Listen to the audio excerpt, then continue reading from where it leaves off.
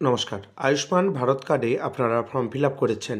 কেউ form fill up করে BDO অফিসে জমা করেছেন এবং অনেক ক্ষেত্রে দেখা গিয়েছে কার্ড ক্যাটাগরির উপর ডিপেন্ড করে। যাদের এসপিএইচএইচ, এওয়াই, পিএইচএইচ কার্ড রয়েছে তাদেরকে আশাকর্মী বাড়িতে গিয়ে ফর্ম দিয়েছেন এবং ওনারা ফর্মটি ফিল আপ করে পুনরায় আশাকর্মীকে জমা করেছেন।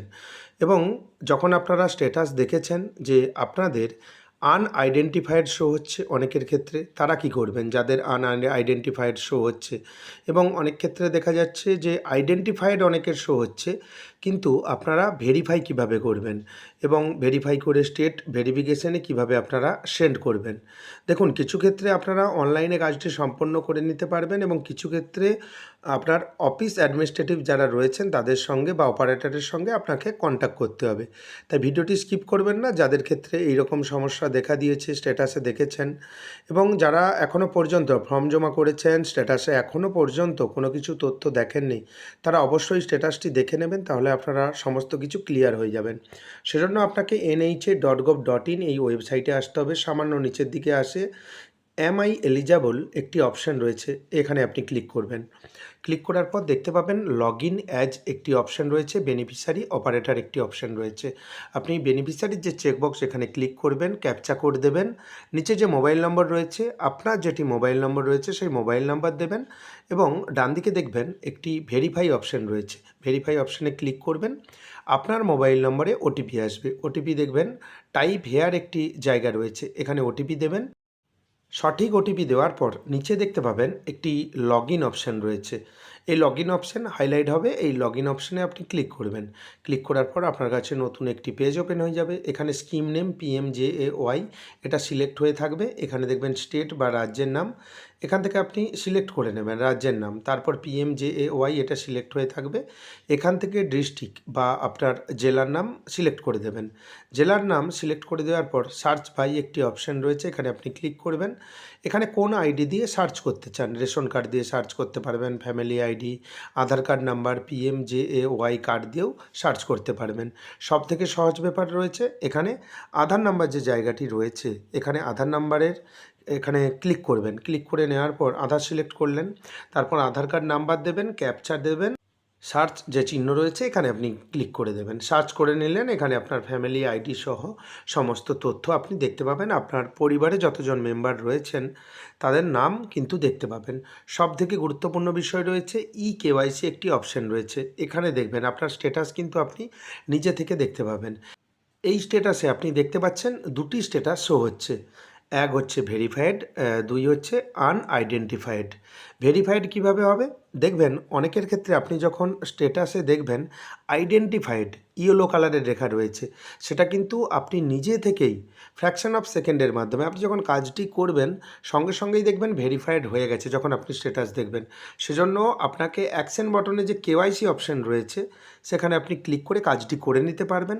সে সম্বন্ধে ভিডিও আমার চ্যানেলে অলরেডি রয়েছে, কিভাবে আপনি আইডেন্টিফাইড থেকে ভেরিফাইড করবেন।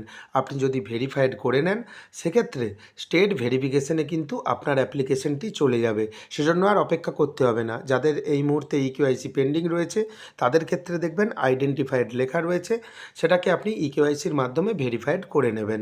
যাদের ভেরিফাইড রয়েছে তারা কিন্তু এই মুহূর্তে অপেক্ষা করবেন, স্টেট ভেরিফিকেশন কমপ্লিট হয়ে গেলে আপনি কিন্তু আপনার আয়ুষ্মান কার্ড ডাউনলোড করে নিতে পারবেন। যাদের আনআইডেন্টিফাইড লেখা রয়েছে তারা কি করবেন, প্রথমত বুঝে নিতে হবে আনআইডেন্টিফাইড কেন লেখা রয়েছে। আপনারা আপনার রেশন কার্ড এবং সঙ্গে আধার কার্ড রাখবেন। দেখবেন রেশন কার্ড এবং আধার কার্ডের মধ্যে আপনার নামের বানানে যে কোনো ধরনের ভুল রয়েছে, অর্থাৎ দুটি ডকুমেন্টের মধ্যে কোনো রকম ম্যাচ করছে না। দেখবেন যে কোনো একটি অক্ষর এধার ওধার রয়েছে বা যে কোনো ভুল রয়েছে, অর্থাৎ আপনার নামের মধ্যে কোনো রকম মিল নেই। মিল নেই বলতে আপনার আধার কার্ডে এক নাম রয়েছে নামের বানান এবং আপনার রেশন কার্ডে নামের বানান এক রয়েছে, অর্থাৎ দুটির মধ্যে কোনো রকম মিল নেই, সেজন্য আনআইডেন্টিফাইড লেখা রয়েছে। অর্থাৎ পোর্টালে আপনার যখন দুটি নাম হয়েছে ওখানে ভেরিফাই করতে কোনোভাবেই পাচ্ছে না বা আইডেন্টিফাই করতে কোনো রকমভাবে পাচ্ছে না। সেজন্য আপনাকে কি করতে হবে, সেজন্য আপনি নিজে থেকে কিন্তু KYC করে এটা ঠিক করতে পারবেন না এই মুহূর্তে যেটা সিস্টেম রয়েছে। এবং এখানে দেখবেন KYC একটি অপশান রয়েছে, আপনি যদি আনআইডেন্টিফাইডের ডান দিকে KYC অপশানে ক্লিক করেন এখানে কিন্তু শো হচ্ছে For unidentified users, you cannot authenticate via beneficiary login. Kindly approach operator for authentication. যাদের আনআইডেন্টিফাইড লেখা রয়েছে তারা নিজে থেকে কিন্তু কোনোভাবেই কেওয়াইসি করতে পারবেন না, সেটাই এখানে লেখা রয়েছে বেনিফিশিয়ারি লগইন থেকে।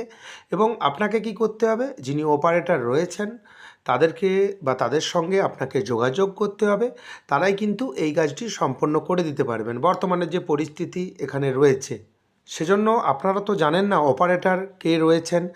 আপনি স্থানীয় স্বাস্থ্যকেন্দ্র যে রয়েছে ওখানে আপনি জিজ্ঞেস করতে পারেন, ওনারা আশা করি আপনাকে সঠিক তথ্য দিয়ে সাহায্য করতে পারবেন। ওনাদের দিকে বলবেন যে আমার আনআইডেন্টিফাইড লেখা রয়েছে, সেটা আপনারা একটু ঠিক করার ব্যবস্থা করে দিন। এই মুহূর্তে অনলাইনে তো কোনোভাবেই ঠিক হবে না। যাদের শুধুমাত্র আইডেন্টিফাইড লেখা রয়েছে তাদের ভেরিফাই আপনারা নিজে থেকে করে নিতে পারবেন।